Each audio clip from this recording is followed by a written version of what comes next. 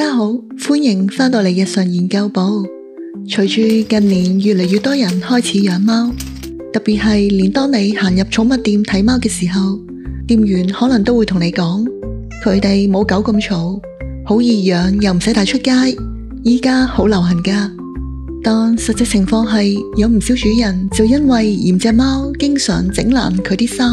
又或者乜隻貓甩咁多毛嘅，呢啲令人難以置信嘅原因，將貓退養甚至棄養。計過去，我哋有唔少集數分享咗貓貓有趣同感動嘅片段。今集想同大家跳出同溫層，提醒各位未來嘅主人，養貓雖然有好多樂趣嘅時刻，但同時都要準備好面對一啲生活上嘅困擾，可能會令你又愛又恨。記住睇到最後。如果你係第一次接觸我哋呢個頻道，主要係探討生活同寵物嘅有趣話題，有你哋嘅支持，我哋至可以持續向前。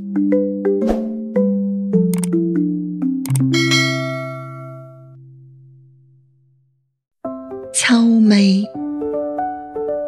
養貓最基本嘅入門考驗，相信就係冇得避要鏟屎啦。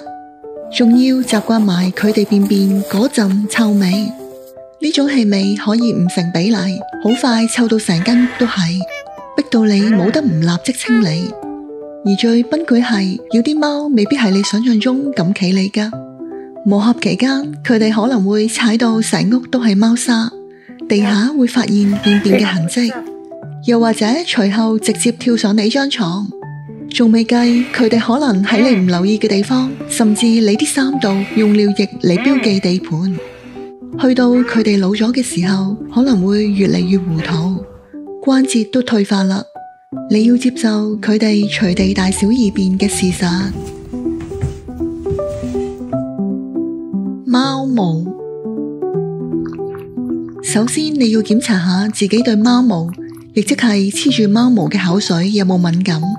因為真係有機會導致嚴重皮膚同呼吸道問題，除非你養冇毛貓，否則一年365日都會見到貓毛飄到成屋都係，連你剛啱放低嘅食物都避唔到。當然包括埋你張床單、所有衣櫃入面嘅衫、手袋背囊都會黐到貓毛㗎。自此你可能連着衫都要同貓毛襯埋顏色。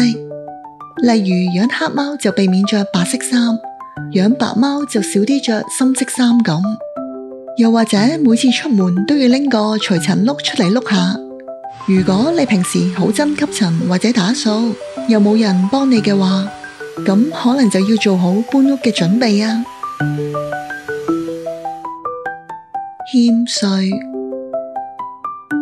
要知道貓係夜行性動物。日出同日落時會係佢哋最活躍嘅時候，加上佢哋根本冇返工同放假之分，無論你嗰日做到幾攰，又或者第日想瞓晏少少都好，佢哋都中意半夜嚟檢查下你仲有冇呼吸啊，可能會突然跳上你心口，或者喺你背脊度走嚟走去，而且佢哋習慣好早起，好似校咗內置鬧鐘咁。每朝5、6點就會嚟叫你起身，目的唔一定係想食嘢，可能只係想話你知佢醒咗啦，想你陪佢玩咯。除非你本身係瞓得好冧，或者好習慣戴定耳塞，否則都未必每隻貓能夠靠訓練去改變呢個習慣。受傷，你有冇見過啲主人成手都係爪痕啊？貓其實好敏感或者神經質，當佢哋一覺得驚、有壓力或者想獨處時，唯一方法就係逃跑或者攻擊。所以你要學識點樣去解讀佢哋嘅身體語言，包括姿勢、耳仔、尾巴同埋佢哋間中發出嘅叫聲，先可以安全自保。喺同貓嘅磨合期間，你可能會經歷俾佢哋咬你或者抓傷。特別係當你試圖抱一隻唔中意俾人抱嘅貓，又或者你剛啱領養翻嚟嘅貓仔，有時佢哋可能因為受驚或者過度興奮先至咬你，唔一定真係攻擊。但要特別留意屋企嘅老人家，因為佢哋皮膚比較薄，就算俾貓輕輕抓到都會流血。破壞，由俾貓入屋嗰刻開始，間屋嘅業權就等於正式轉移，而你只係個冇咩權利嘅房客。貓有好鋒利嘅爪，本能上就中意四圍找嘢，所以你隻貓確實會做埋啲喺你眼中覺得好曳嘅行為，好似爬上你嘅窗簾，找爛你啲家私，而貓仔仲中意咬埋電線，同對任何嘢都想試下去咬。就算你喺屋企放咗多個貓爪柱，都未必轉移到佢唔揀你啲家私做目標，而且仲要預備個更安全嘅垃圾桶，小心啲玻璃嘢同細小飾物唔好隨便亂放啊！但最終你最好有定心理準備，浴簾可能會被扯爛，梳化底找到已經爛晒，連雪櫃上面啲磁石每日都會跌落嚟。特別係當佢想攞你關注嘅時候，真係乜嘢傻事都做得出㗎。脾性，儘管養貓前你可能已經因應品種或者問過領養機構或寵物店嘅人了解個貓嘅性格先至決定，但最後可能同你預期都未必一樣。如果你願意用開放嘅態度去收容所，可能會發現等貓自己揀你，可能反而仲好。因為好多時就算你由佢細個開始養，大個咗之後，佢哋嘅性情都可能會變到喜怒無常，就好似唔能夠容忍人類咁。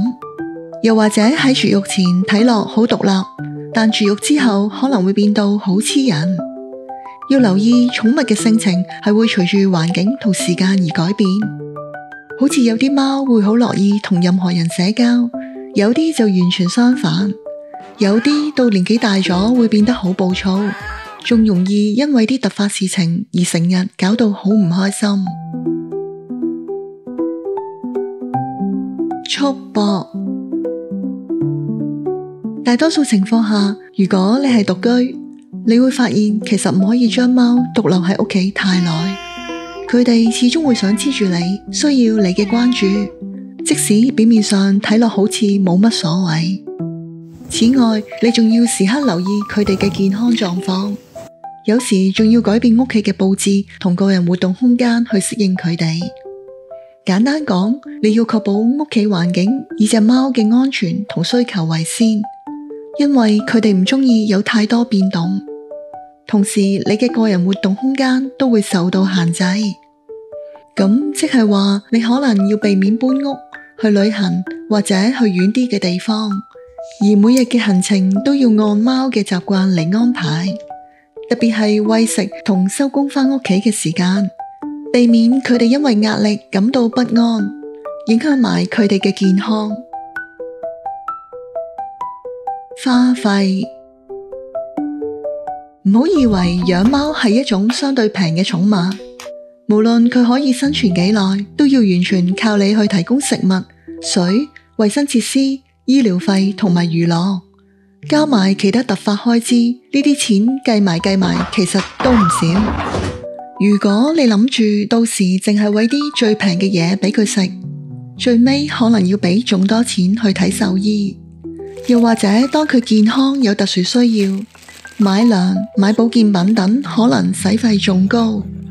所以你一定要預留啲錢，以防你隻貓受傷或者病咗要去治療。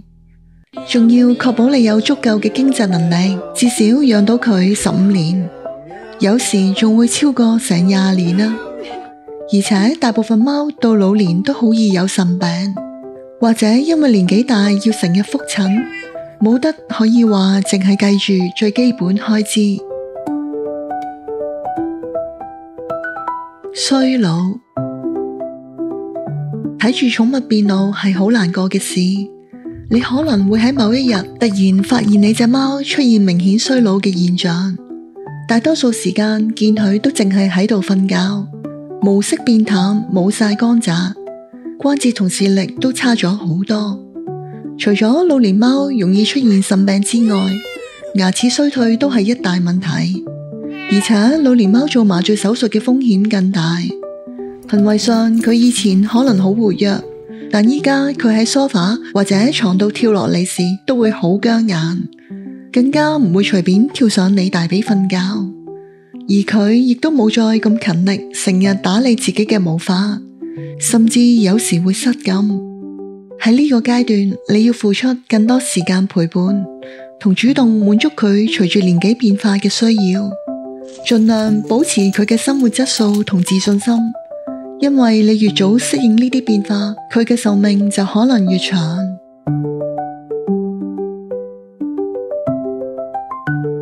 離別，冇一隻貓會永遠陪住我哋嘅，亦都永遠冇準備好嘅時候。當最終避免唔到要同佢講再見時，確實會令你好心痛，但係最後你都會慢慢捱得過嘅。接受呢個係生命嘅自然過程，只要你確保喺佢在生嘅時候用心陪伴，等佢每日都感受到你對佢嘅愛，咁你就唔會有任何後悔同遺憾啦。最後喺生活中，可能有唔少人當初覺得貓好可愛就去養，之後先發現理想同現實差好遠。但對真心愛護貓嘅人嚟講，養貓所帶嚟嘅快樂同幸福，所有付出都係好值得嘅。如果你仲未有決心去準備迎接上述有可能發生嘅情況，千祈唔好輕易去養啦。睇到呢度，如果你身邊有朋友計劃想養貓，又或者正係考慮當中，希望你可以將呢條片分享俾佢哋做個提醒，減少社會上被遺棄嘅機會。希望每一隻貓都可以遇上一個有責任心、真心愛佢哋嘅人，守護到永遠。歡迎分享你嘅諗法同經歷，記得訂閱我哋嘅頻道、按讚同多啲向身邊鍾意貓貓嘅人分享。多謝你睇到最後。